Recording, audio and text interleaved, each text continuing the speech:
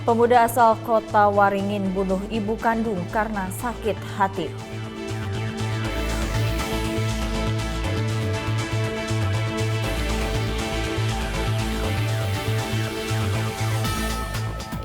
Kapolda Sumatera Utara Irjen Pol Agung Setia Imam Effendi meninjau kesiapan pengamanan event Aquabike World Championship 2023.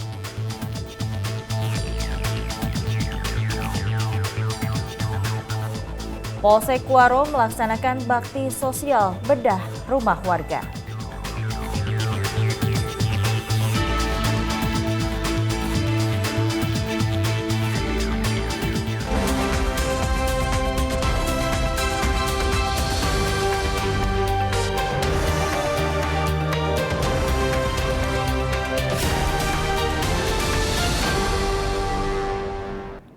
Selamat siang pemirsa, Presisi Siang kembali hadir edisi Rabu 22 November 2023. Selain 3 berita utama tadi, selama 1 jam ke depan kami juga telah menyiapkan sejumlah informasi terkini lainnya.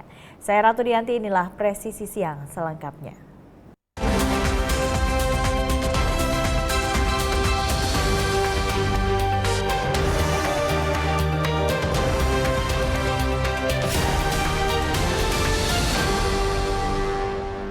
Menteri Luar Negeri Retno Marsudi dalam keterangan pers usai melakukan pertemuan dengan Menteri Luar Negeri Rusia bersama Menteri Luar Negeri OKI lainnya menyampaikan tujuan dari pertemuan tersebut yaitu menggalang dukungan dari negara-negara tetap Dewan Keamanan PBB untuk segera menghentikan serangan Israel di Gaza. Sebelumnya, Retno Marsudi bersama Menteri Luar Negeri OKI lainnya sudah melakukan pertemuan dengan Menteri Luar Negeri Republik Rakyat Tiongkok. Berikut keterangan selengkapnya. Kami berada di Moskow selama kurang lebih 4 jam. Pertemuan dengan Menlu Lavrov berlangsung dengan hangat dan terbuka. Dalam pertemuan, para Menteri Luar Negeri OKI kembali menyampaikan kutukan terhadap apa yang dilakukan oleh Israel terhadap Gaza. Saya dalam pertemuan menyampaikan bahwa alasan Israel mengenai apa yang dilakukan saat ini sebagai self-defense sangat tidak dapat diterima. Pertama, karena alasan tersebut tidak dapat dipakai oleh penjajah seperti Israel. Yang kedua, alasan self-defense tidak dapat dijadikan license to kill civilian, tidak dapat dijadikan alasan untuk membunuh masyarakat sipil dan menyerang fasilitas sipil.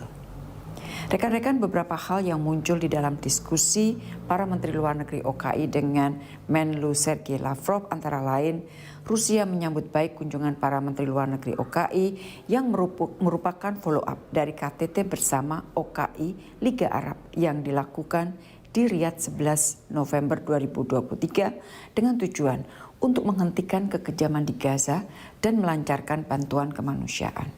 Rusia juga sepakat dengan butir-butir yang ada di dalam resolusi KTT OKI Liga Arab.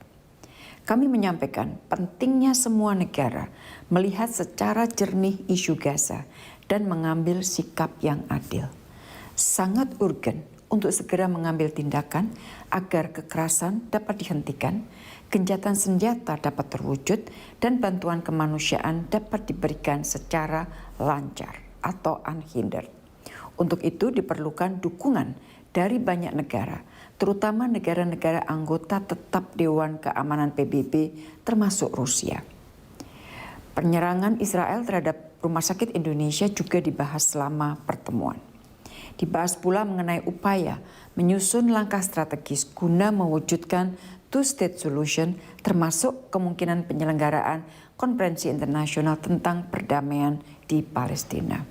Rekan-rekan yang saya hormati, sambil melakukan kegiatan di Moskow, saya terus melakukan kontak dengan Gaza, khususnya mencoba melakukan kontak dengan Rumah Sakit Indonesia. Sampai saat ini, kontak langsung dengan 3 warga negara Indonesia yang bekerja sebagai relawan Rumah Sakit Indonesia di Gaza masih belum dapat dilakukan. Informasi yang kita peroleh dari berbagai lembaga UN dan berbagai pihak yang berada di Gaza juga masih sangat minim. Dan kami akan terus berikhtiar secara maksimal. Demikian rekan-rekan apa yang dapat saya sampaikan dari pertemuan beberapa Menteri Luar Negeri OKI dengan Menteri Luar Negeri Rusia Sergei Lavrov di Moskow. Terima kasih. Divisi Humas Polri menyelenggarakan kegiatan analisa dan evaluasi konsolidasi fungsi Humas 2023. Agenda pagi ini berisi pemaparan oleh Komisioner KPI untuk mengetahui informasi terkini terkait jalannya rapat analisa dan evaluasi 2023. Saat ini kami sudah terhubung dengan reporter Polri TV, Jelang Titah Baskara. Jelang, bagaimana jalannya rapat hingga siang hari ini? Baik, terima kasih Ratu. Hari ini tepat pukul jam 12:09. Rapat ANEF atau Analisa Evaluasi Divisi Humas Polri tahun 2023 masih terus berlangsung. Agenda hari ini diawali dengan paparan materi yang diberikan oleh Ketua Komisioner KPI bidang pengawasan isi siaran, yaitu Ibu Aliyah, dengan mengusung tema peran KPI dalam pengawasan penyiaran pemilu tahun 2024.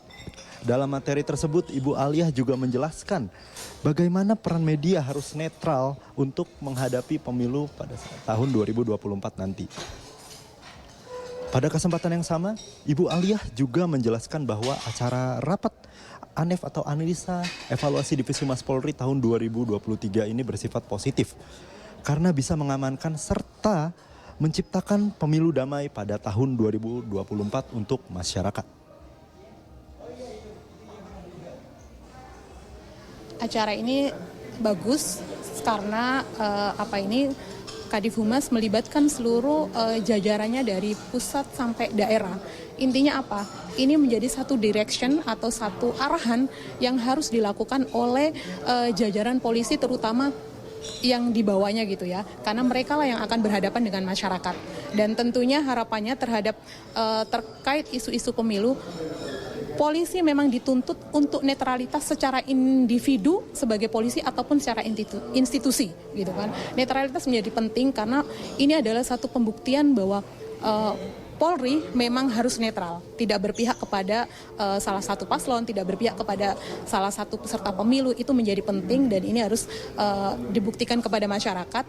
Melalui acara ini tentunya Bapak Kadif Humas juga memberikan arahan atau memberikan direction gitu kan, harapannya bahwa masyarakat atau polisi dengan masyarakat nanti itu ada bonding gitu ya, kalau misalnya istilahnya sekarang gitu kan, bahwa kita semua ingin menjaga iklim demokrasi kita ini berjalan dengan lancar gitu kan, walaupun nanti masyarakat biasa yang tidak suka dan suka itu pasti akan memberikan pandangan yang berbagai macam gitu, tetapi kami berharap tentunya Polri berada di tengah-tengah masyarakat, tidak memihak kepada salah satu paslon ataupun salah satu peserta pemilu. Itu menjadi penting agar pemilu bisa berjalan dengan damai tanpa kemudian ada riak-riak ataupun tanpa ada riuh dari masyarakat. Saya kira itu penting bagi polisi.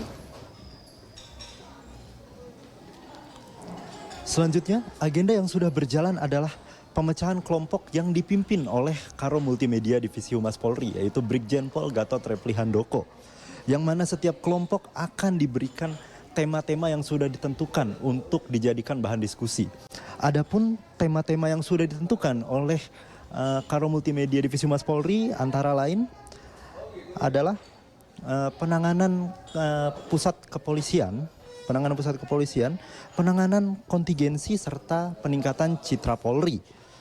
Pada saat ini ketiga tema diskusi sudah dalam proses pengerjaan dan untuk agenda yang akan dilaksanakan selanjutnya adalah paparan hasil diskusi dari tiap kelompok berdasarkan tema yang sudah ditentukan, 3 tema yang sudah ditentukan tadi.